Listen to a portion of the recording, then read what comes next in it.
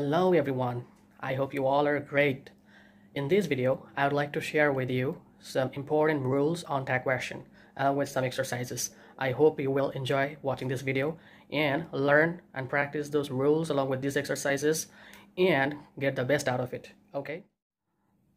Alright, let's begin. I would like to start from rule number 2 over here because I have already discussed rule number 1 along with the basic things of tag questions in my previous video. If you missed out, I hope you will check it out, and after that I would like to start from this particular section. So in this rule number 2, we can see that for assertive sentences, this rule is applicable for the sentences which are assertive, not interrogative, optative, exclamatory, and so on. We know in general sentences are of 5 types.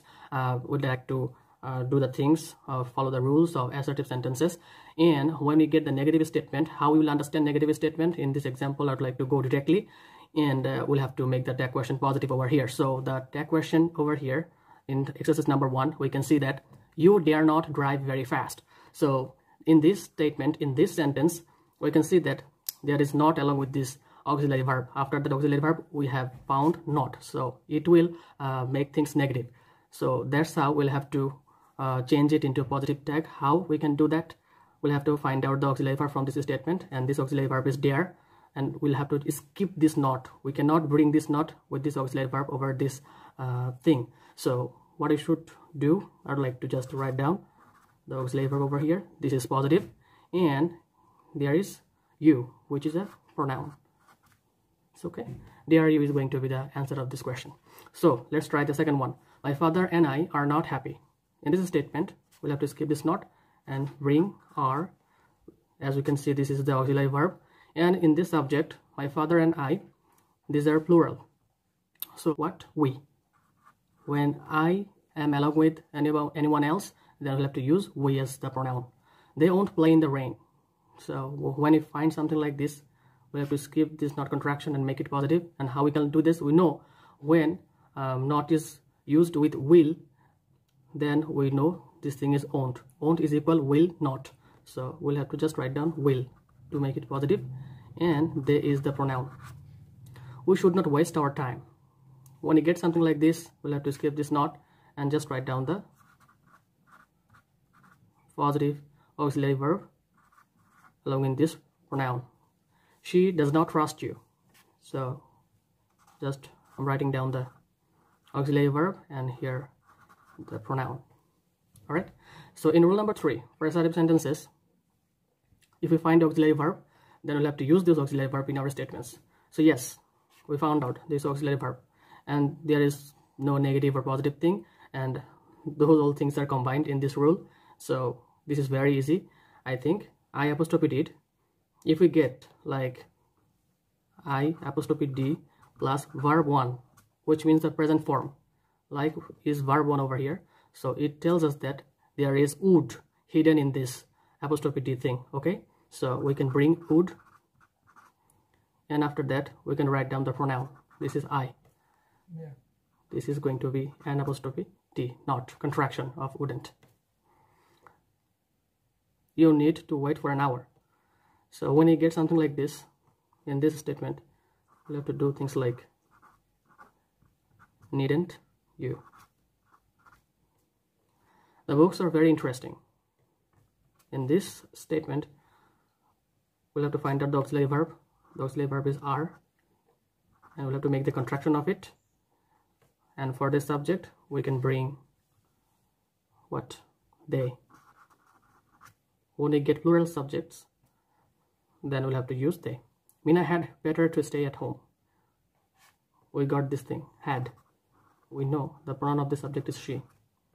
I'm not busy.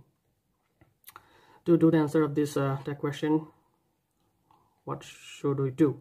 Yes, we'll have to skip this not and bring the am. This is positive and I is the pronoun. That's how we can easily do things following this rule. Alright, rule number 4. What does it tell us?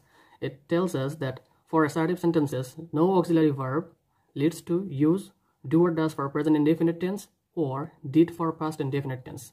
So the first one in this exercise is father let me play. So in this section, this verb let this one is verb 1, let is verb 2, and let is verb 3 as well. So how could we understand this let is verb 1, whether this is in verb 2 or verb 3? So we'll have to take a look at this thing. This is the subject. If this is in present indefinite tense, then we should have got s or es with this verb. So in this statement we can see that there is no s or es with this verb, so it tells us that it is let and it is in verb 2 form. So we know for a verb 2 form, for past indefinite tense, we'll have to bring did, this thing did over here.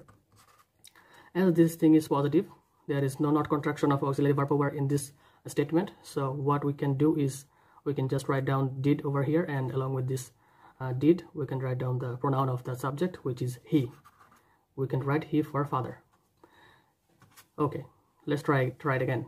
He has some books. Has is the auxiliary verb over here, and with this auxiliary verb we can write down the not contraction, and this is he. All right, so let's try out the third one. I need a pencil to write with. This is, all right, this is in present indefinite statement. So what we can do is we can bring don't or doesn't for this. So as there is no s or es with this verb, so we don't have to bring does, we just have to use do. So we're doing it like this. Don't I. They used to play football in the afternoon. So when you get something like this, you have to find out the auxiliary verb. But how? We'll have to take a look at whether this thing is in present indefinite or not. No, this is in past indefinite tense. Past indefinite tense leads us to think about did for the auxiliary verb, and as this is positive statement, we'll have to make that question negative. So didn't, and there is the pronoun. So didn't, there is going to be the answer of this question. Okay, rule number 5 for imperative sentences. Positive statement, if we get positive statement, then the tag question is going to be won't you. Shut up. This is positive imperative sentence. So we can easily do things like, how do we really understand whether this is an imperative sentence or not? We can easily understand that this statement is going to start by the verb, and it is going to be verb 1, and after that the object. So this is going to be won't you. All right, be assured of all cooperation. This is also going to be won't you, because this is positive statement of imperative sentence. Switch on the cooler. Switch. This one is verb 1. So this is also going to be won't you. Please give me the documents. In this statement we can see this kindly and please, and after that we can see that it is started with verb 1, so we can easily think of won't you as the tag question, and won't you is going to be over here. Kindly take a seat. This is similar to that. So I hope in this video you have understood how to easily do the question tag of some statements. So I hope you enjoyed it.